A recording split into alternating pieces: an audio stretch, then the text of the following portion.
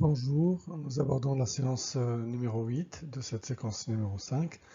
Voilà, c'est la dernière. Après celle-là, il y aura le contrôle. Bien.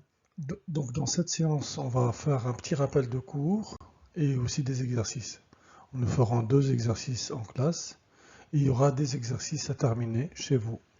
Le travail que vous terminez, même celui que vous faites en classe, il sera à rendre la semaine prochaine à partir du 17 mai. Et chaque exercice est noté sur 5 points. Alors ici, vous avez ce document-là qui vous est distribué. En classe, vous devez le compléter avec cette vidéo-là.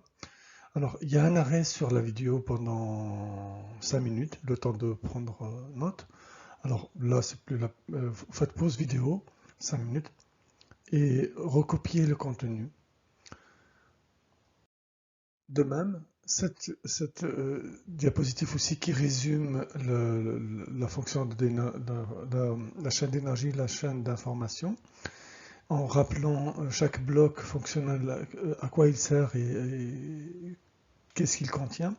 Bien, le contenu de ces pointillés-là, vous le trouverez dans la diapositive suivante, qui sera donc arrêtée pendant 5 minutes pour, pour recopier le contenu et l'apprendre. J'ai mis un cœur ici et je vous demande de le retenir parce que ça peut être demandé au contrôle la semaine prochaine. Alors, on aborde le premier exercice.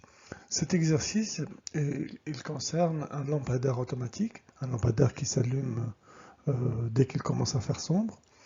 Et il s'éteint à un certain heure la nuit pour éviter de gaspiller l'énergie. Alors on met les blocs fonctionnels de ce lampadaire et on détaille un petit peu simplement la chaîne d'information, c'est-à-dire celle qui permet de donner de l'information à ce lampadaire pour fonctionner correctement.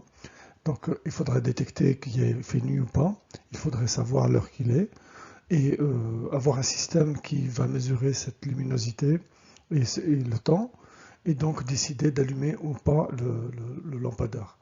La solution est là. Donc là aussi, faites une pause 5 minutes et complétez votre document. Voilà, je ne détaille pas pour pas allonger la vidéo, c'est pas la peine. Donc vous avez déjà cette vidéo-là, faites une pause pendant 5 minutes pendant que vous remplissez, mais que 5 minutes, hein, parce que sinon vous n'aurez pas le temps de finir toute la séance.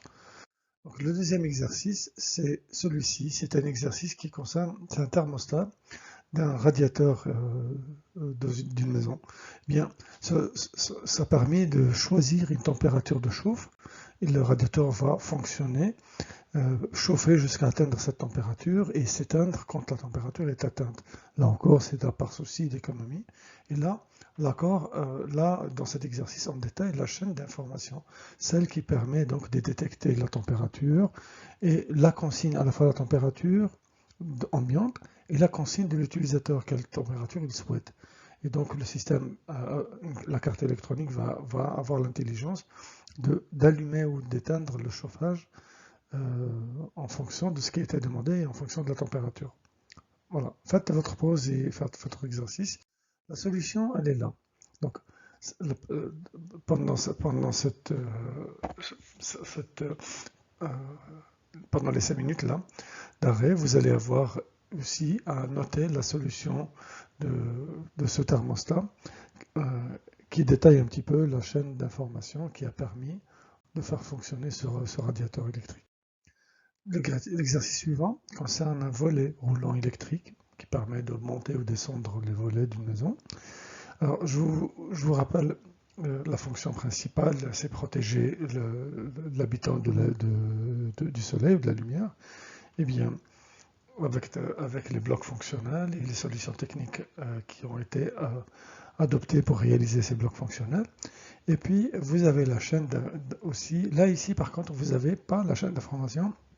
Vous avez plutôt la chaîne d'énergie, celle qui permet de l'énergie à rentrer dans le système et de produire l'ouverture et la fermeture du volet roulant.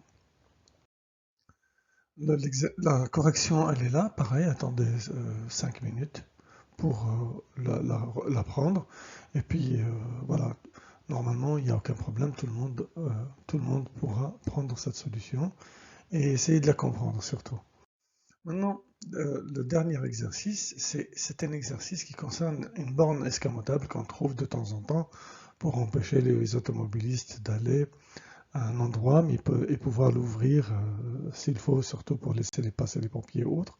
Donc on trouve ça régulièrement. C'est une espèce de borne qui monte et qui crée un obstacle au passage des voitures. Elle monte grâce à un système de transfert. Vous avez le moteur qui fait une rotation qui va provoquer la translation de ce cylindre-là qui va monter et constituer une balise qui empêche les voitures de passer. Donc voilà l'exercice.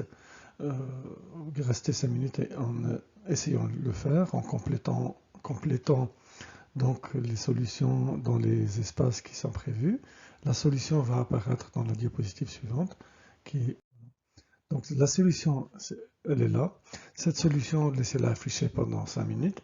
Les élèves doivent s'autocorriger et vérifier s'ils ont bien fait leur travail. Et s'ils ne l'ont pas fait, ben voilà, ils le corrigent à ce moment-là. Et pourquoi pas poser des questions pour essayer de voir pourquoi ils n'ont pas su. Et j'espère que tout le monde a réussi à le faire. Voilà. La séance étant finie, donc avec toutes les pauses là, je crois qu'on a à peine le temps de la terminer. Donc il faut rendre le travail à partir de lundi prochain, le 17 mai. Et à cette date-là, il y aura un contrôle qui va se faire pour toutes les classes pour essayer d'avoir un petit peu ce que vous avez retenu sur les chaînes d'information et les chaînes d'énergie. Je vous souhaite bon courage. Le contrôle n'est pas fait pour vous sanctionner. Bien au contraire, il est fait pour vous permettre de vérifier que vous avez bien compris et que j'espère que tout le monde a une note maximale.